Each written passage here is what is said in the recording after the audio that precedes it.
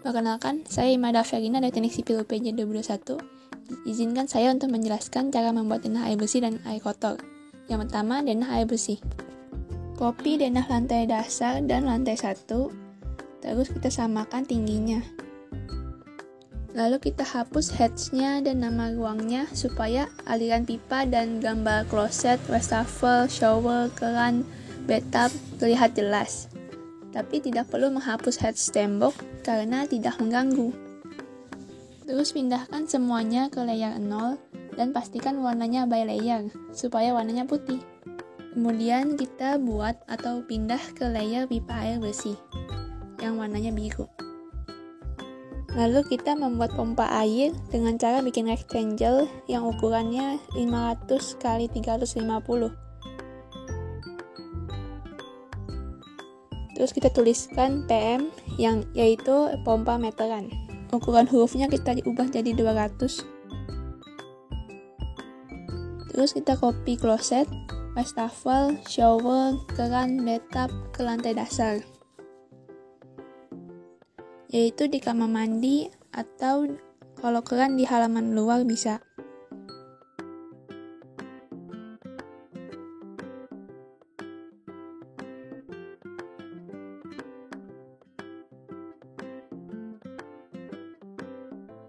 Jangan lupa copy sink di dapur. Kita pindah ke layer pipa air bersih lagi, lalu kita bikin garis pipa aliran air dari pompa air ke keran atau ke lain-lainnya yang mengeluarkan air bersih.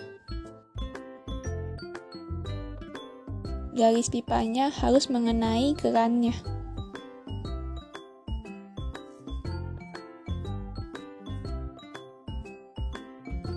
Tarik garis ke atas supaya pipanya bisa melalui kamar mandi.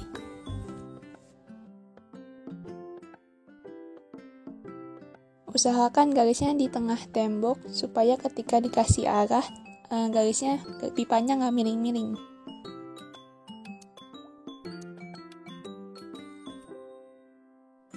Tarik garis melalui sink untuk menggapai keran yang di belakang.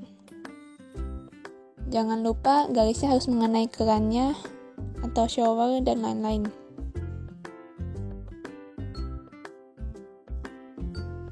Kemudian kita bikin segitiga dengan alasnya 150 dan tingginya 50 sebagai penunjuk arah aliran air bersih. Terus kita kasih heads solid warnanya biru yang sama dengan layernya. Kita bikin berbagai arah biar gampang. Lalu taruh di pipa sesuai arahnya. Karena air bersih sumbernya dari pompa air, maka panahnya dari pompa air ke shower, ke keran, dan ke lain-lainnya. Terus kita pakai X-line horizontal untuk mencari titik di kedua lantai yang letaknya sama untuk ditaruh pipa air bersih yang menghubungkan kedua lantai. Kemudian kita bikin circle, terus kita kasih heads solid warnanya biru yang sama dengan layernya. Lalu kita copy di titik yang itu tuh supaya jarak pipa dengan tembok sama di kedua lantai. Terus kita copy bathtub, kloset, wastafel di kamar mandi lantai 1. Kemudian kita bikin pipa aliran air yang menuju ke keran wastafel, ke kloset, dan ke bathtub.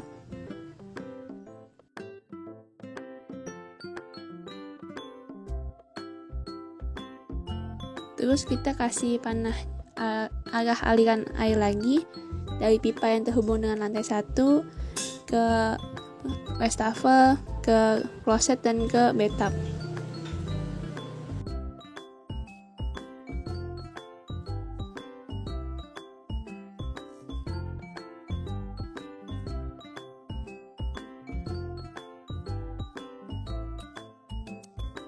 Jangan lupa panah yang ke bawahnya itu di-copy ke kloset dan ke bathtub.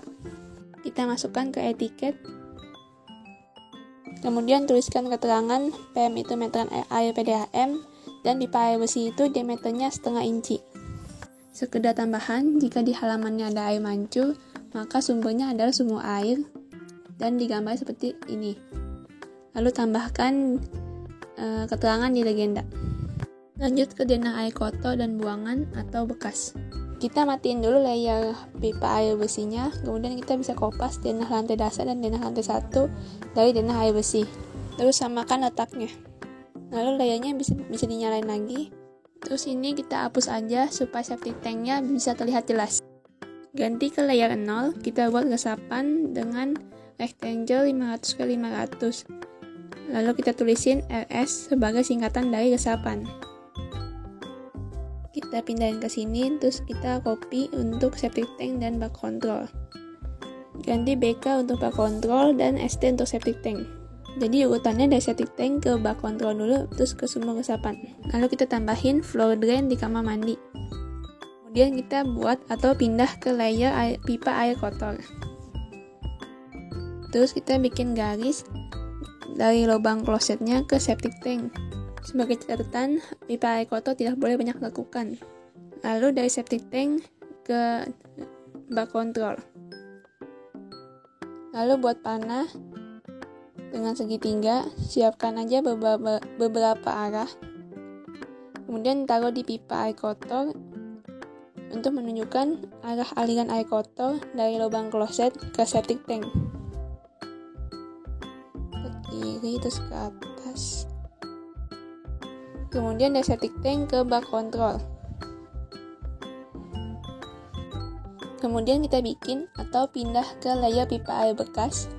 Lalu tarik garis dari floor drain kamar mandi menuju ke bak control.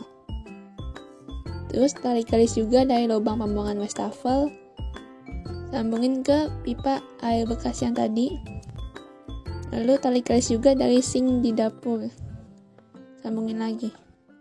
Habis itu kita bikin panah untuk menunjukkan arah aliran air bekas ke bak control. Dari lubang wastafel ke pipanya, terus dari floor drain ke pipa air bekas juga, sampai ke bak control, habis itu ke sumur resapan. Lalu kita cari titik di kedua lantai di dalam tembok yang letaknya sama untuk ditaruh pipa air bekas yang menghubungkan kedua lantai. Karena ini letaknya dekat dengan lubang pembuangan wastafel, maka kita geser aja supaya tidak banyak tekukan.